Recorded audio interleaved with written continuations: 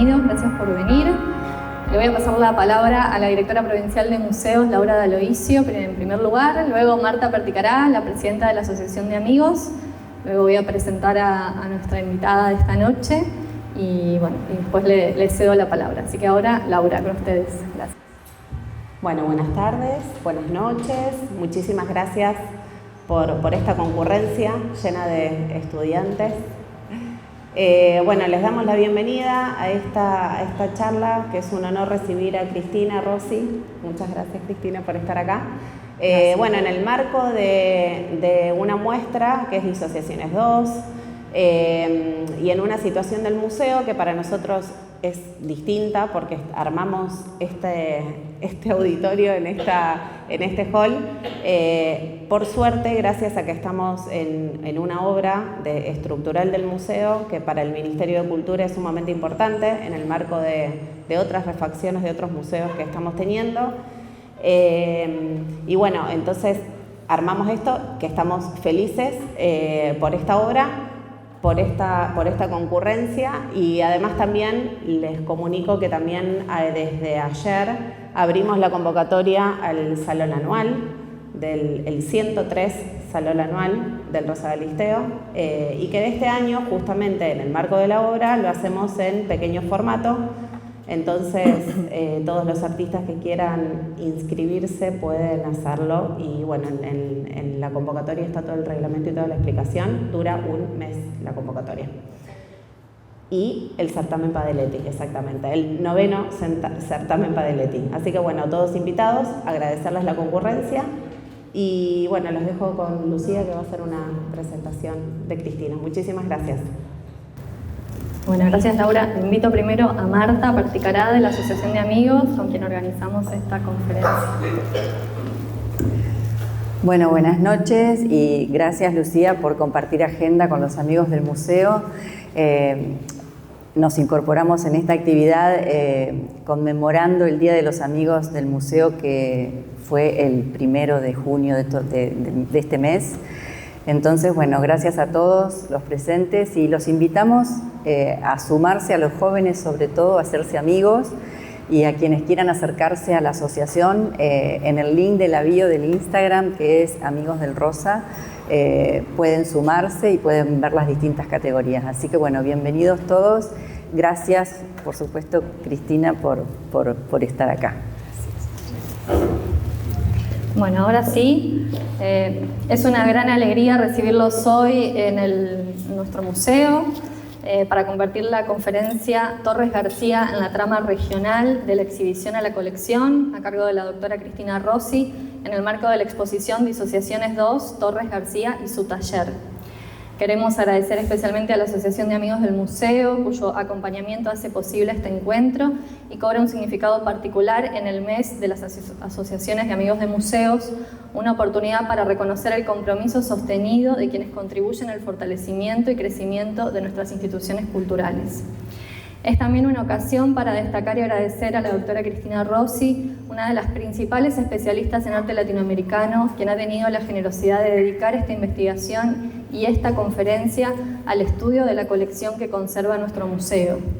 Su mirada nos permite comprender estas obras no solo como piezas individuales, sino como parte de una trama histórica, artística y regional más amplia, vinculada a la circulación de las producciones del taller Torres García en nuestro país.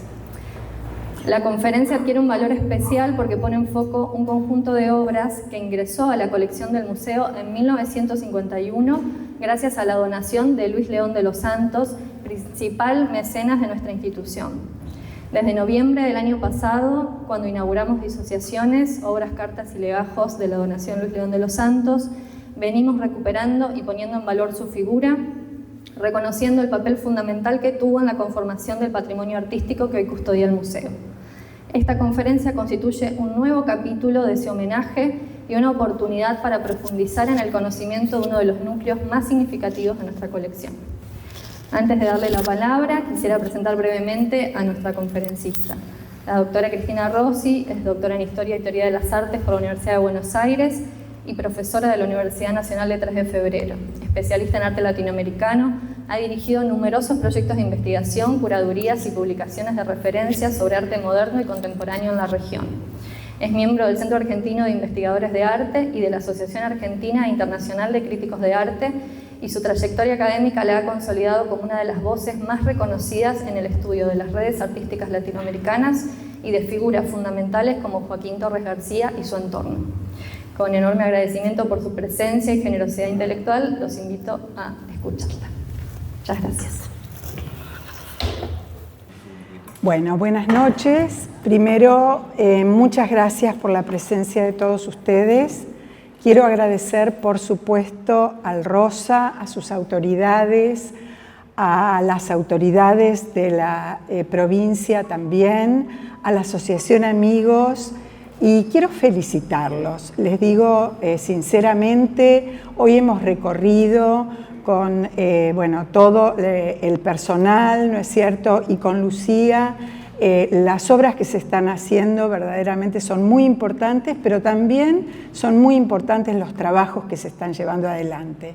Y eso verdaderamente es un orgullo para todos los que estamos trabajando en cultura desde todos los espacios de nuestro país. Así que realmente felicitaciones, y vuelvo a decir, muy agradecida por esta invitación. Me encantaría poder lucir el sayo que recién me has puesto, aunque me parece un tanto excesivo. De todos modos, es cierto que hace tiempo que venimos trabajando en Historia del Arte Latinoamericano desde la Universidad de Buenos Aires, y trabajando sobre la obra de los artistas latinoamericanos, entre ellos Torres García y su taller. Así que bueno, me gustaría por lo menos hacer un mínimo aporte. Al final ustedes me dirán. Voy a ver si lo técnico funciona. Sí, ahí estamos. Bueno, en realidad, a partir de la exposición que ustedes ya conocen, han recorrido, Disociaciones 2, ¿no es cierto?, en donde el museo ha decidido poner en relación las obras con los documentos, ¿no es cierto?, que han sido, digamos, donados junto a las piezas artísticas, y aparte también las fichas técnicas y todos los materiales de trabajo e investigación que aportan a lo que hacen a los procesos curatoriales. Es que yo un poco organicé esta charla o esta reflexión, que en todo caso me gustaría compartir con ustedes. Desde el título, fíjense que la muestra desliza la atención, ¿no es cierto?, de las obras aisladas hacia estos vínculos. Y eso me parece que es bien interesante desde el punto de vista de lo que significa el trabajo de investigación y, en este momento, los procesos curatoriales que permiten reconstruir nuestra historia, ¿no?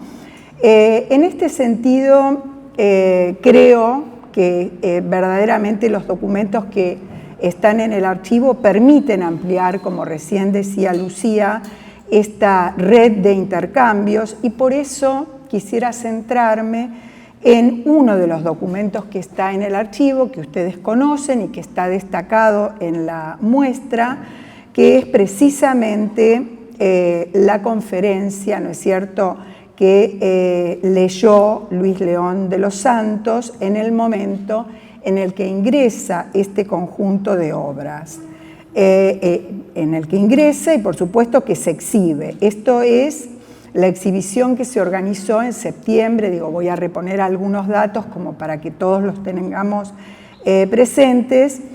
La exhibición que se organizó en septiembre de 1951, y en donde este coleccionista, Luis León de los Santos, bien conocido en este museo, ¿no es cierto?, relata el primer acercamiento a la obra de Torres García, de este artista uruguayo, hasta ese momento desconocido para él. Vean, saqué 4 renglones que quisiera leerlos para ver un poco cuál era el tipo de narrativa. Él dice: fue en septiembre de 1942, la Galería Müller de Buenos Aires ostentaba en la cartelera un nombre nuevo para mí, Joaquín Torres García. Pensé en algún joven incipiente, quizás pudiera ser un español desconocido. Entré sin prevenciones a la primera de las 3 salas que ocupaba la muestra y no pude pasar de largo. Es decir, que ahí ya se quedó choqueado, sorprendido.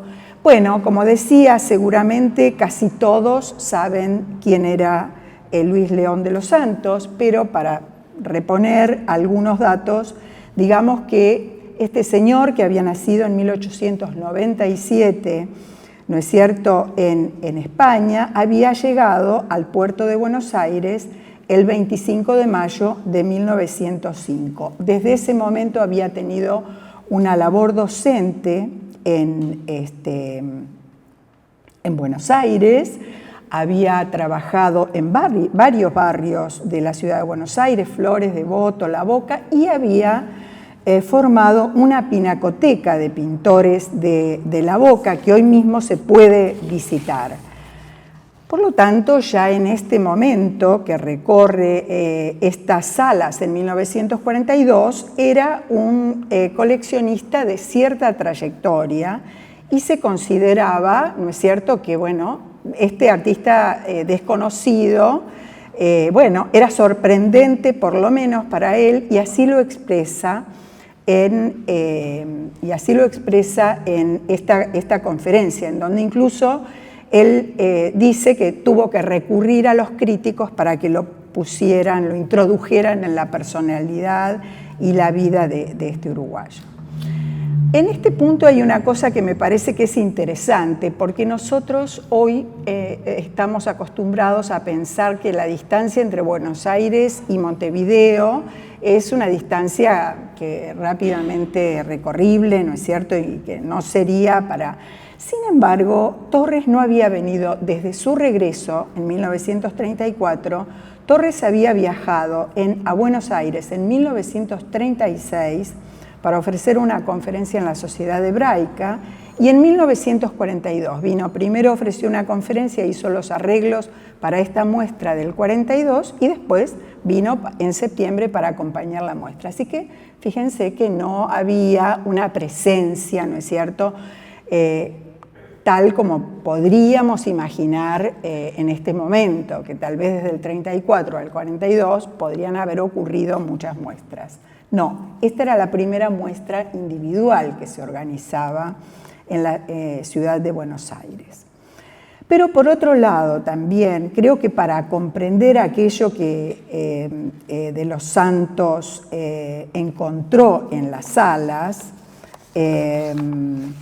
a ver, yo tenía aquí algunas imágenes que no pasé, pero que ustedes conocen bien, ¿no?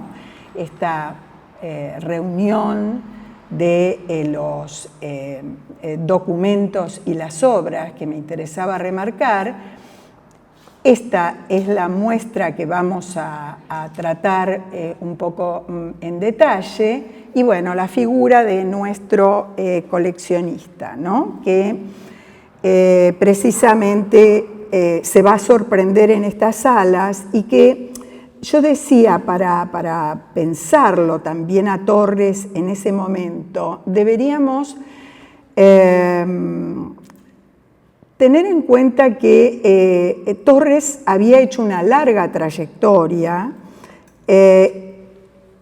y una propuesta compleja que tampoco era tan fácil de percibir y de comprender para las audiencias incluso de Uruguay, ¿no? Es más, yo diría que hoy tiende también a simplificarse la obra de Torres en la sola mención del arte constructivo, ¿no? Muchas veces decimos universalismo constructivo y pensamos en la grilla y el símbolo. Sin embargo, Torres era algo bastante más complejo. Por lo tanto, quisiera hacer un muy breve recorrido a través de la obra de Torres, especialmente señalando algunas de las cosas que me parece que van a ser importantes para pensar lo que él presenta en la muestra y en todo caso para ver cómo estaba presentado también. Bueno, para empezar, Torres era 20 años mayor que Luis León de los Santos, había nacido en 1874, pero a los 17 años, como muchos de ustedes sabrán, su padre decidió volver a Mataró, que era un pequeño poblado cercano a Barcelona. Entonces, volvió a esta pequeña población en donde él recibe la primera formación en dibujo y pintura y después se traslada a Barcelona, en donde toma contacto con la vanguardia, digamos, que está en ese momento en esa escena, y sus primeros trabajos tienen que ver con estas imágenes, ¿no? Digamos, los primeros trabajos en todo el sentido de la palabra, trabajos que él hace para sostenerse en momentos en los que era necesario para él y para su familia, que tienen que ver con la ilustración, la cartelería y que reflejan, como ustedes ven, la impronta de Toulouse-Lautrec, para decirlo así genéricamente. Pero mientras, desde 1900, él estudia a Puvis de Chavannes y vuelca esa pasión por el mundo clásico en pinturas y muchos murales que son los que realiza en su primera época, murales que, como ustedes ven, están poblados de ninfas, fuentes, templetes, bueno. Este es su primer momento, y de ese primer momento, creo que este primer momento lo quería marcar porque siempre va a estar en él esta tensión, ¿no es cierto?, hacia ese mundo clásico. La otra situación que siempre va a estar presente es que muy tempranamente él se interesa por la educación artística. Y dentro de esa línea de educación artística, él impartía la enseñanza del dibujo a través de la experiencia directa, nunca a través de los modelos de yeso o de la copia de láminas, como se hacía así en las academias tradicionales. Ya desde ese momento, y cuando digo ese momento, es más o menos desde 1907 en adelante. Esto es Mondor, pero después también estuvo en Sarriá, y desde ese momento él enseña desde este punto de vista, también busca estimular lo artesanal, lo colectivo y simultáneamente la elaboración teórica que él trata de volcar en escritos y publicaciones. Desde ese momento yo diría que está esta impronta, que será indeleble a través de toda su carrera, que apunta a formar grupos, a trabajar colectivamente, a escribir y a difundir el pensamiento. Después hay otro hito que me gustaría, voy a hacer unos grandes saltos, porque no quiero que nos amanezcamos aquí, pero un hito que me parece importante es cuando él en 1917, ya estando en Barcelona, comienza a representar la multiplicidad de actividades urbanas en composiciones que dividen, ¿no es cierto?, el total del plano en fragmentos yuxtapuestos en donde las acciones van estando simultáneamente, ¿no? Esa suerte de cuadrícula también es un anticipo a lo que va a ser la grilla de las futuras obras constructivas. Y en el 17, a partir de la relación con sus jóvenes discípulos y con sus niños, él ya tiene a sus primeros hijos. Desde el 17 comienza a construir juguetes de madera, juguetes que sintetizaban, como ustedes ven, las figuras y estaban concebidos como objetos pedagógicos que proponían una educación temprana a través de la manipulación de estas formas, proporciones, colores, como ven, eran articulados y se podían armar de distintas maneras. Era la idea de ingresar en la formación temprana desde lo lúdico, el juego, ¿no es cierto?, pero ya jugando con estas formas. También él con estos juguetes intentó hacer una producción en serie y comercialización que, como muchos de ustedes sabrán, no logró los resultados que esperaban, pero lo intentó en Barcelona, viajó a Estados Unidos, lo intentó en Nueva York, finalmente lo intentó en Italia y al final dijo, bueno, esto no es para mí, y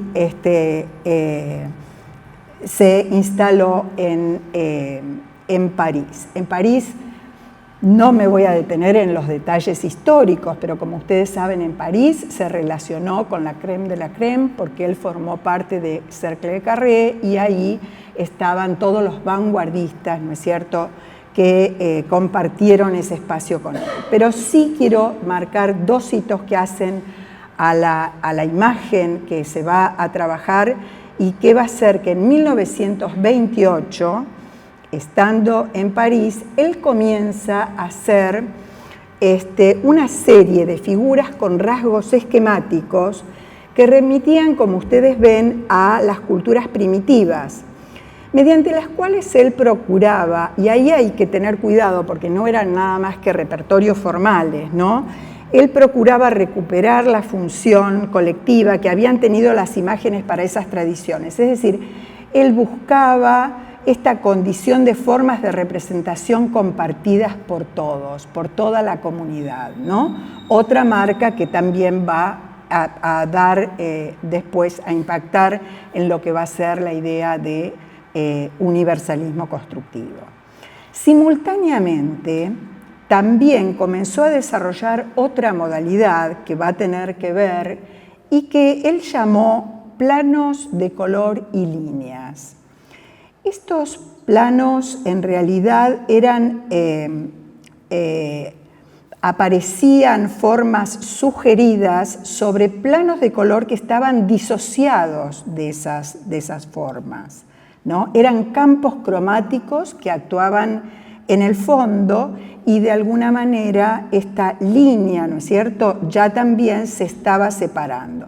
Él en sus memorias esto lo va a recordar como que eran otra cosa diferente que anticipaba también el carácter de lo constructivo. En el 30 comenzó a someter a los paisajes al régimen de esta cuadrícula ordenadora. Como ven, esta es una obra también de 1930, en donde estas composiciones abstractas se ordenaban a partir de esta grilla, ¿no? Y todo esto estaba regido por la sección áurea, que será otra vez, digamos, una de las marcas que va a estar en la parte del arte constructivo. Estas grillas que están, en este caso son escenas, pero que están habitadas por símbolos.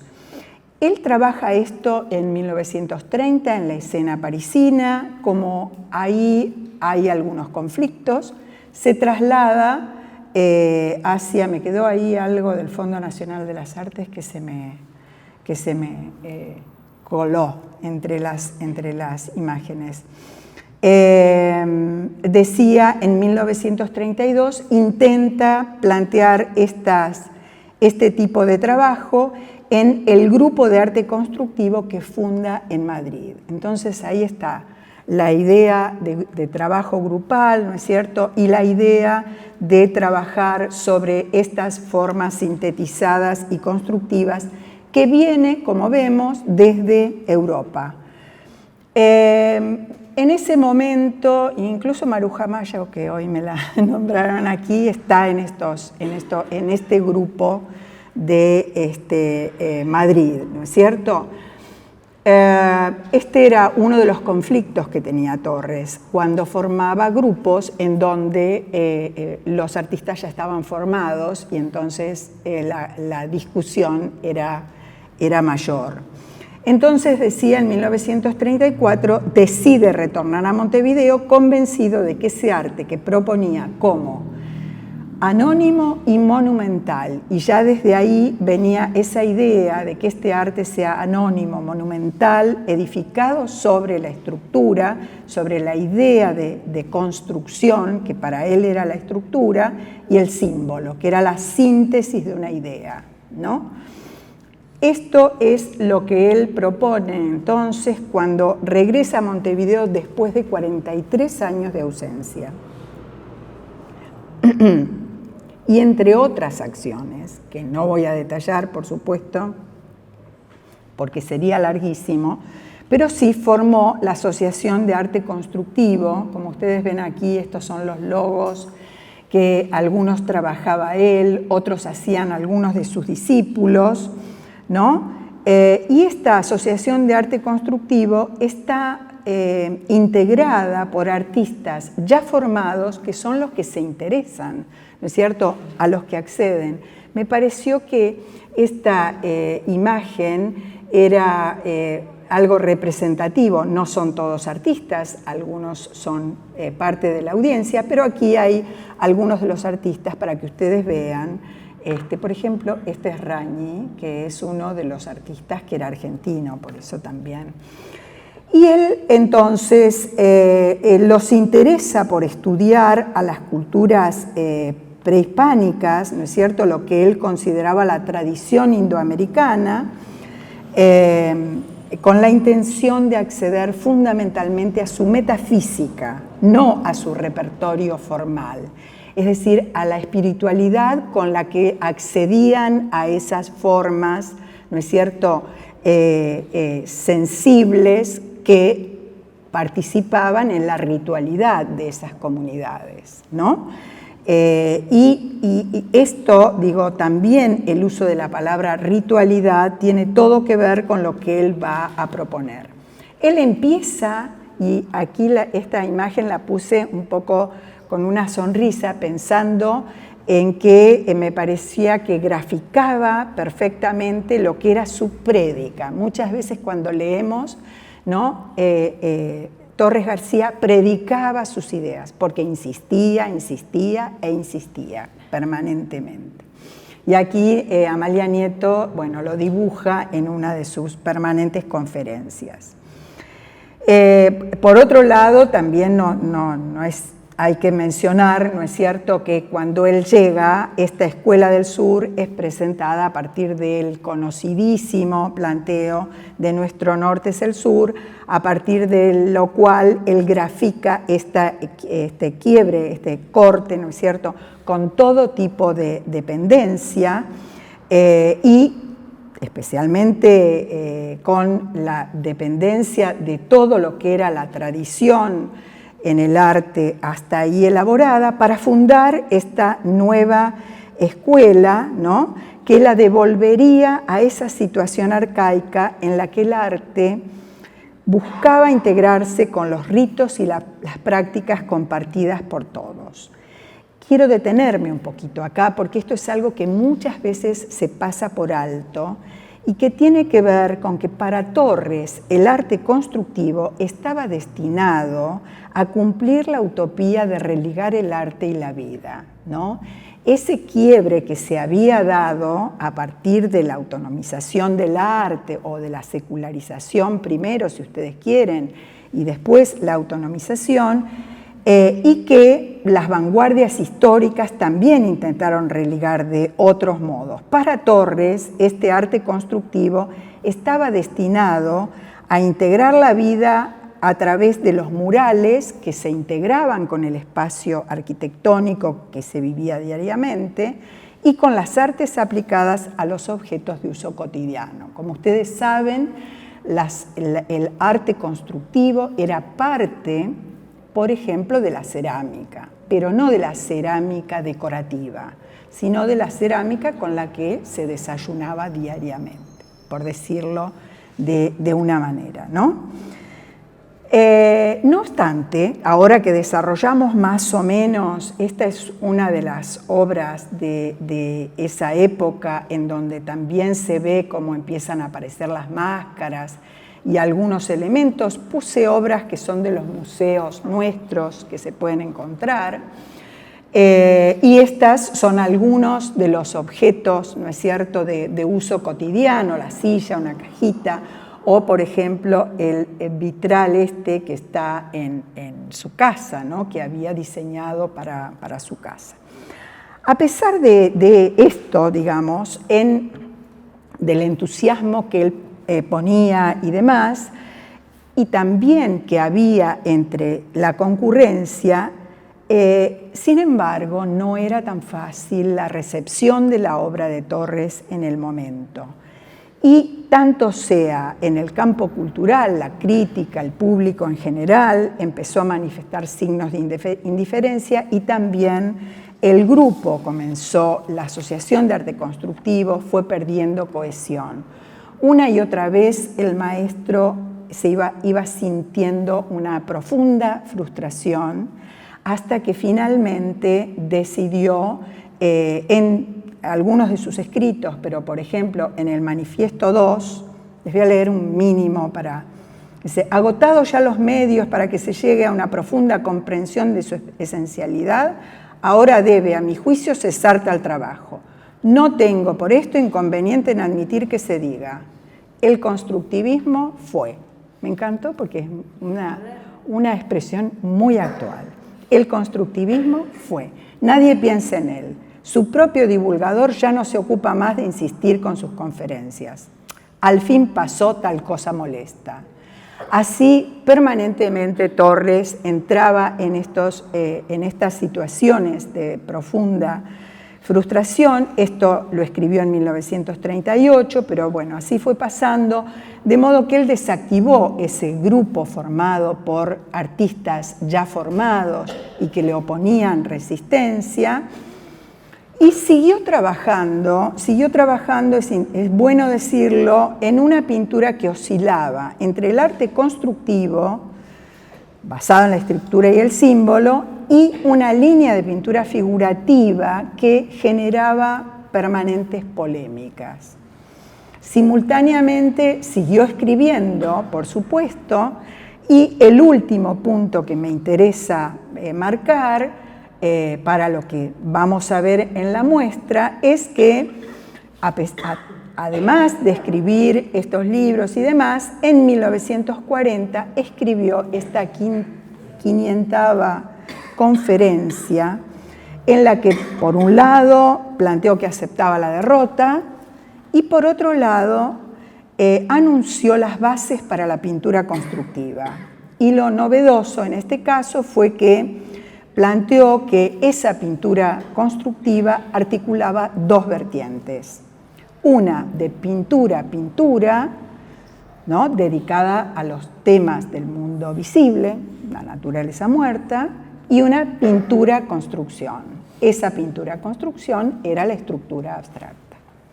Entonces, según esta concepción, la pintura constructiva era el paraguas que no abandonaba los objetos de la realidad, pero los construía a partir de determinados principios plásticos, es decir, mediante la aplicación de una estructura ortogonal, ritmo, la proporción, el equilibrio, el tono local, muy importante para toda la pintura del taller y de la asociación, la frontalidad, otro gran tema, porque en realidad él rechazaba la ilusión naturalista y rechazaba la perspectiva renacentista.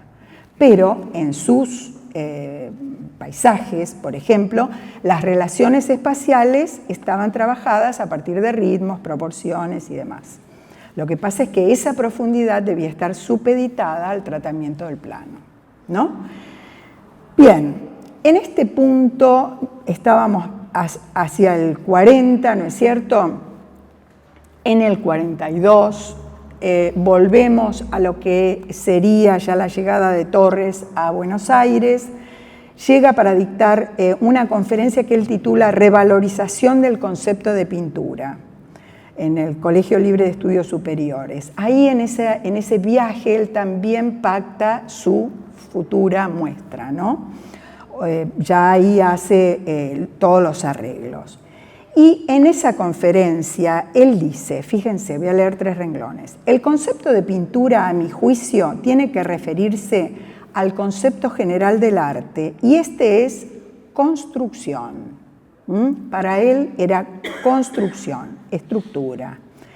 El pintor es un constructor en la modalidad pintura. y porque el pintor debe ser un constructor que manipula valores abstractos, valores plásticos absolutos, es porque el que imita ya no es pintor. Bien, dicho todo esto, en Buenos Aires, 3 meses más tarde se organizó la exposición en la Galería Müller, que sorprendió a nuestro coleccionista, en donde se ponían, como verán, 57 obras que Pairó, Julio Pairó, clasificó en 4 núcleos. Retratos, como ven, pintura naturalista, pintura constructiva y arte constructivo. Realmente resulta muy llamativo que un conocedor de las ideas de Torres como Pairó, ustedes saben que Pairó había tenido una muy temprana relación con Torres, ya que Torres era amigo de Roberto Pairó, su padre, con quien había compartido no solamente en Barcelona, sino también en Amberes, cuando él estaba en la parte de los servicios internacionales de la Argentina, Pairó estoy diciendo, y después Roberto le confió la formación plástica de Julio a Torres García. Por lo tanto, se entiende que era como muy conocedor. Sin embargo, llama la atención que haya titulado Pintura Naturalista, siendo que desde las primeras experiencias pedagógicas Torres había cuestionado la enseñanza basada en la copia y en la imitación. También había sostenido, bueno, la estructura, como venimos viendo, ¿no? La sección áurea y todo lo demás, y acababa de plantear que el pintor debía ser un constructor, ¿no? Incluso el separar pintura naturalista y pintura constructiva desde el punto de vista curatorial. En este caso, Pairó ofició como curador avant la lettre, ¿no? Porque en ese momento no existía como hoy el rol de curador, pero él presenta y trabaja la obra desde ese punto de vista. Entonces, esta reinstalación de esta división un poco también parece como no haber escuchado que Torres intentaba borrar esa separación, buscaba superar, ¿no es cierto?, en las bases que había planteado en la 500ª conferencia. Por eso, en el marco de esta secuencia, digamos, me parece que resulta muy significativo el modo en el que De los Santos rememoró en su conferencia aquel encuentro con las obras de 1942. Digo rememoró porque pensemos que él había recorrido en 1942 y él estaba escribiendo en el 51, ¿no? En términos de la memoria, también ese salto temporal nos habla de algunas cosas. Decía, al escribirla reconstruyó el recorrido por las salas de Müller, relató el asombro que le habían provocado los paisajes con acentos negros. Fíjense, esta es una de las obras que estuvo en la obra y que compró en ese momento el director del museo, que era Domingo Biau, y que él compró 2 obras para el Museo Nacional. Así que bueno, puse esa también para poder pensar en cómo describía él. Decía entonces, relató el asombro que le habían provocado esos acentos, esas formas esquemáticas, ¿no? Y que estaban agrupadas, él dice, por el propio autor. En realidad no era el autor el que había planteado esa agrupación. Y un poco apelando a su memoria, dice lo siguiente: nunca había visto nada parecido. Recuerdo como si los viese ahora el puerto y una rambla en la ciudad condal, el misterio de una iglesia gótica con sus hileras de bancos en primer plano, las diversas naturalezas muertas. No se asemejaban tampoco a las que se hacían entre nosotros o nos llegaban con frecuencia de Francia y de España. Estas eran más secas, más directas, más sintéticas, pero qué profundamente atractivas. Todo su discurso está cargado, ¿no es cierto? Y él dedica unas buenas parrafadas a la descripción de esta, ¿no es cierto?, recorrida. Por supuesto que se detiene en las pinturas constructivas. Esta es también una de las que estuvo y que pertenece al Museo Nacional, en donde, como ven, ¿no es cierto?, están todos los elementos geométricos y demás, y también se detiene en los retratos, que los considera como una suerte de actualización contemporánea de esas figuras. Retratos que también habían generado una gran batahola en Montevideo incluso, porque, como ustedes ven, estas deformaciones, ¿no es cierto?, se debían a esta cuadrícula que estaba escondida, ¿no es cierto?, en la composición de esos retratos. Precisamente también en los retratos, esta búsqueda del plano en los retratos que están en el museo, bueno, tienen este trabajo por detrás, ¿no es cierto? De modo que esto es lo que vio con tanto asombro y lo que provocó esta, digamos, suerte de enamoramiento a primera vista de Luis León de los Santos, que vamos a tener ahí su figura para reflexionar un poquito o alguna de las cosas que a mí me disparó la escritura de esta conferencia. En realidad se trata de un texto escrito, que era un texto para ser pronunciado oralmente, pero no era un testimonio oral y espontáneo. Sin embargo, interesa atender a alguna de las operaciones narrativas que él va haciendo para organizar estos recuerdos. Más que una simple crónica de los acontecimientos, la conferencia va construyendo la imagen de sí mismo a través de escenas que va seleccionando muy cuidadosamente, ¿no?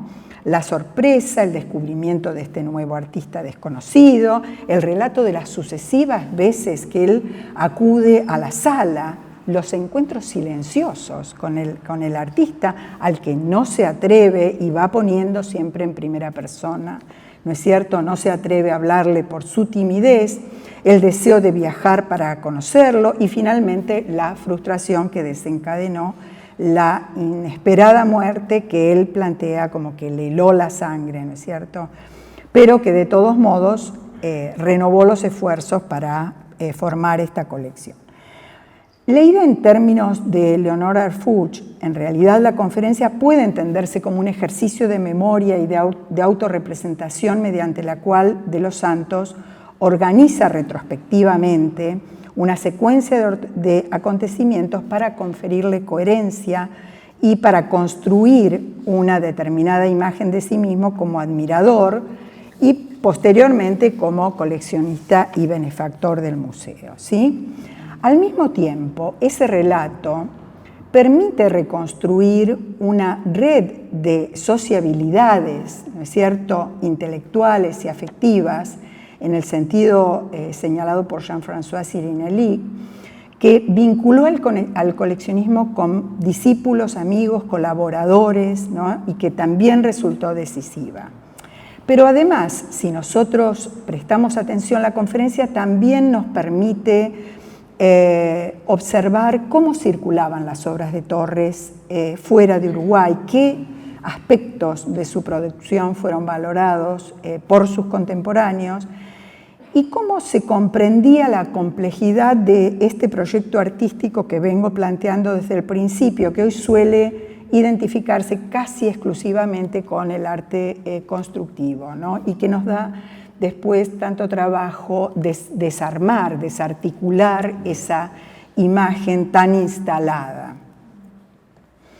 Si volvemos a las palabras del coleccionista, podemos observar que a medida que avanza el relato, se produce un desplazamiento desde la lectura de las pinturas a las relaciones personales que hicieron posible la conformación de ese conjunto de obras, ¿no? El propio de los santos presenta esa historia como una sucesión de encuentros, recomendaciones, ayudas económicas, obsequios, vínculos de amistad que fueron acercando progresivamente a esta intención de formar la colección al círculo más próximo a Torres García, ¿no? Antes de conformar ese grupo, creo que es importante, porque yo estoy haciendo saltos en la historia, pero es importante plantear que una vez que terminó la muestra, esto está registrado en las cartas de Torres con Pairó, una vez que terminó la muestra de la Galería Müller, se formó el Taller Torres García.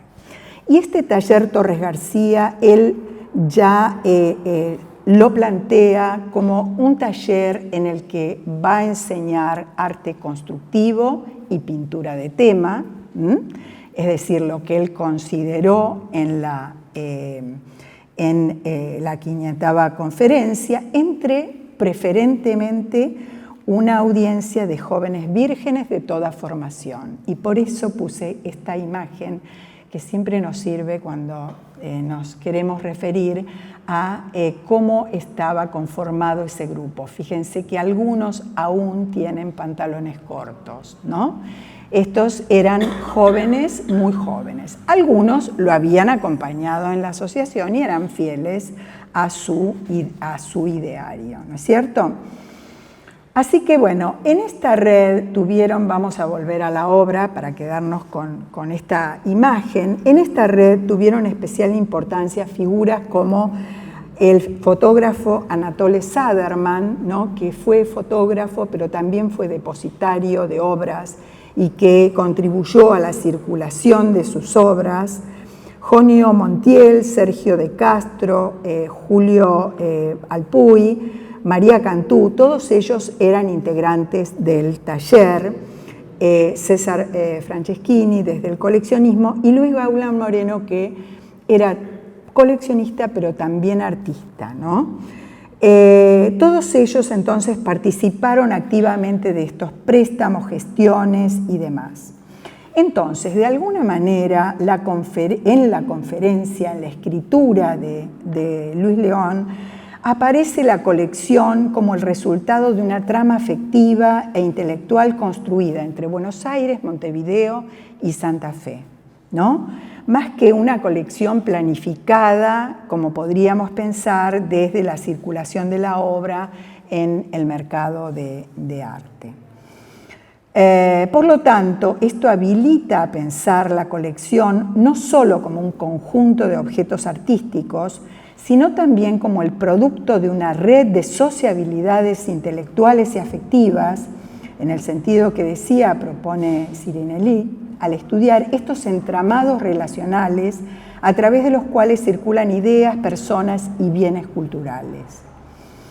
Asimismo, estas obras no circularon únicamente por su valor estético, también circularon gracias a estas relaciones personales e institucionales que hicieron posible su acceso, ¿no? Reconocimiento, legitimación en el circuito. En términos de Pierre Bourdieu, podríamos decir que la conformación de esta colección se apoyó también en el capital social motorizado por Luis León, articulado a través de discípulos, de amigos, ¿no? Que mediaban en este caso, y en el capital simbólico de estas mismas relaciones que conferían a las obras legitimidad y también a la propia figura del coleccionista, ¿no? La propia narrativa de los santos otorga a María Cantú, bueno, estas son las dos obras de Torres, que por supuesto no hace falta verlas aquí porque las tenemos en sala, y en estos documentos aparecen también, ¿no es cierto?, esta segunda donación donde aparecen los integrantes de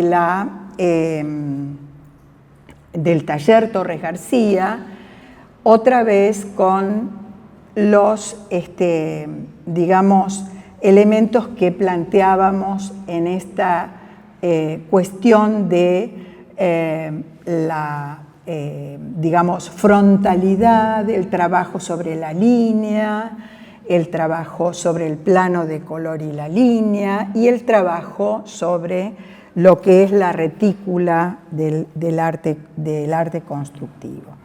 Pero quería ir a un último elemento que me parece interesante en cuanto al discurso, porque en la narración de los santos le otorga a María Cantú, que no está en la colección precisamente, pero sí aparece en los documentos, le otorga a María Cantú de Hughes, que en realidad fue la suegra de otro integrante del taller, Manuel Aguiar, un integrante del taller que estuvo hasta los últimos, hasta hace muy pocos años. Él la había conocido en el invierno del 49 y decía, a través de ella, él recibe, bueno, esta cosa más fresca de cómo era la vida cotidiana en el taller, ¿no es cierto? Y la intercambian acerca del deseo de viajar y de comprar una obra en Uruguay. Ese viaje que él plantea en la conferencia es el viaje que no tuvo lugar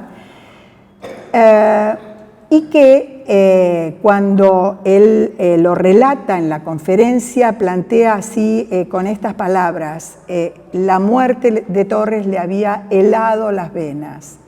Precisamente ese episodio también estaba relatado en una carta, no sé si ustedes ven, que le envía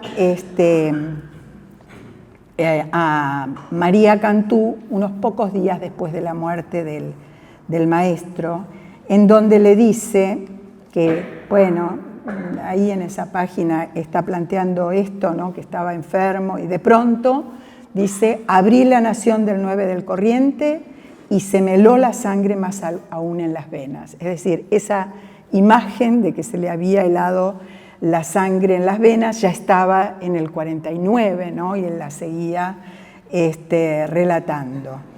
Dice: Torres ha muerto, decía el diario. Torres ha muerto y no alcancé a realizar ese sueño tantas veces acariciado de hablar con él.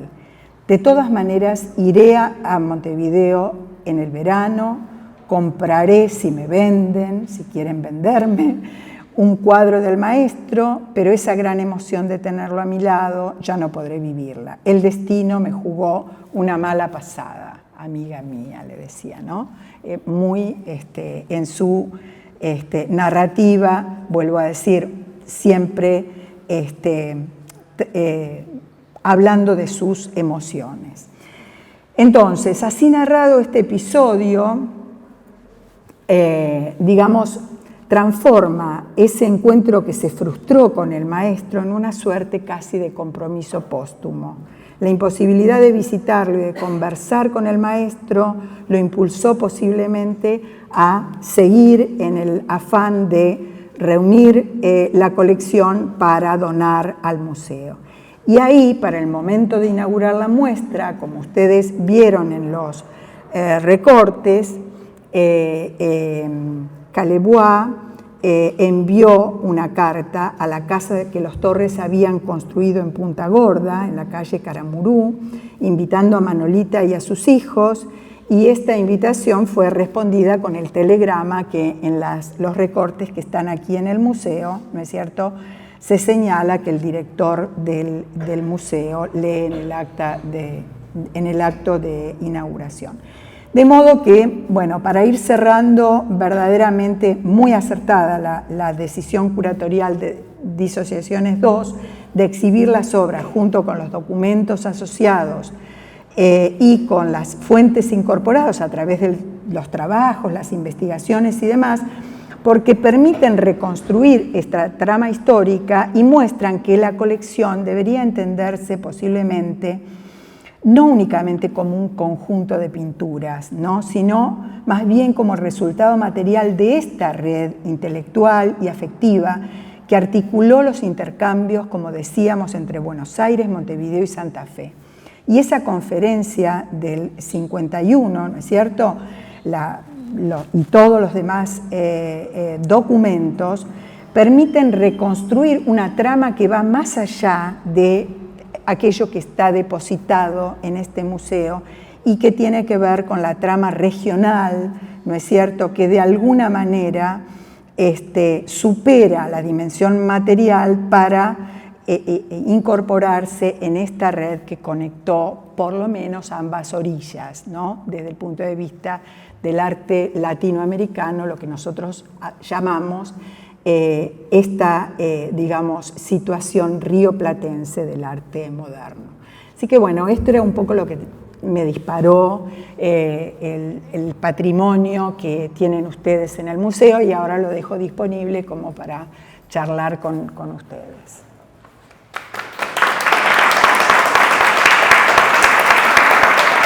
Gracias.